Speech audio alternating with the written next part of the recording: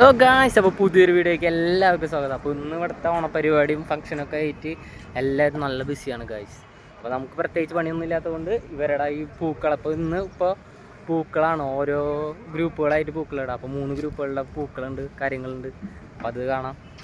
അത് കഴിഞ്ഞിട്ട് ഇപ്പോൾ ഒരു 10 മണിയൊക്കെ കഴിഞ്ഞു. ഇപ്പോൾ 10-10:30 ഒക്കെ ആകുമ്പോഴാണ് പരിപാടികൾ തുടങ്ങുക. പിന്നെ ഡാൻസ് കാര്യങ്ങൾ ഫുൾ ബിസി ആയിരിക്കും ഗായ്സ്.